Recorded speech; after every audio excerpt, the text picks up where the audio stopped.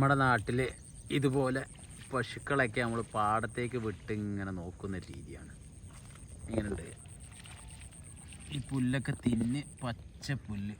അപ്പോൾ മെഷീൻ കൊയ്ത്തായത് കൊണ്ട് പതിര് ഫുള്ള് കണ്ടെത്തി തന്നെ കയറല്ലോ. അപ്പോൾ അതുകൊണ്ട് എനിക്ക് ആ ഒരു പ്രശ്നമില്ല. ഇനിയിപ്പോൾ കുറച്ച് ദിവസം കൊണ്ട് കഴിഞ്ഞാൽ ഫുള്ള് പുല്ലാവും. ഇതിങ്ങനെ അടിച്ച് കയറ്റുക. വൈകുന്നേരത്ത് ഇച്ചിരി വൈക്കോൽ കൊടുക്കണം, അല്ലെങ്കിൽ ചാണൊന്നും തീരെ ബലമില്ലാതെ പോകും. പുല്ല് വന്നിട്ടേ അവരെ ഇഷ്ടമനുസരിച്ച്. പിന്നെ ഇപ്പം എനിക്ക് അറിവ് കഴിഞ്ഞുകൊണ്ട് കൊടുത്തിട്ടുള്ളൂ.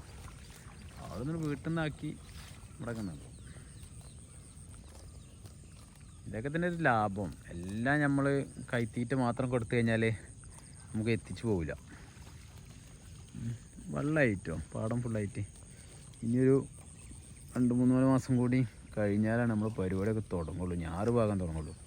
അപ്പോൾ അതുവരെ ഇവിടെ ഇങ്ങനെ കിടക്കും.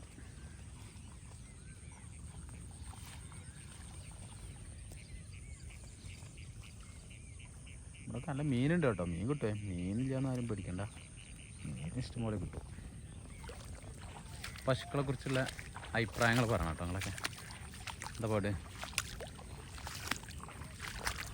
കൂട്ടുകാരൻ്റെ പശുവാണ്.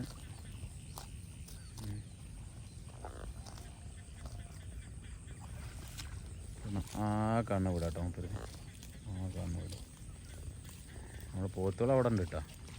പോത്ത് വരും ജോയിൻ്റ് ആവും. രണ്ട് അതിര ഇങ്ങനെ നടക്കും. ഇങ്ങനെ നടക്കണേ, ഇവരിങ്ങനെ നടക്കണേ.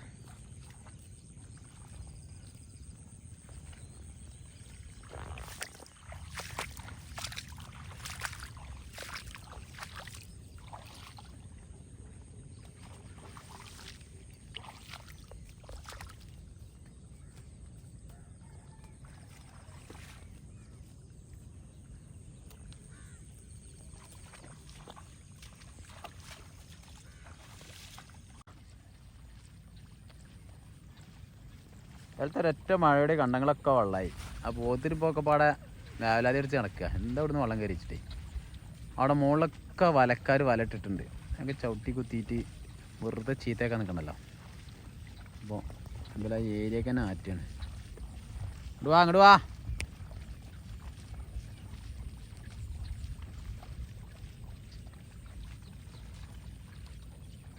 ബാക്കിയുള്ള 3 ആൾക്കാർ അവിടെ നിന്ന് പോന്നിട്ടില്ല. ഓല തടഞ്ഞിട്ടേന്ന് രാത്രി.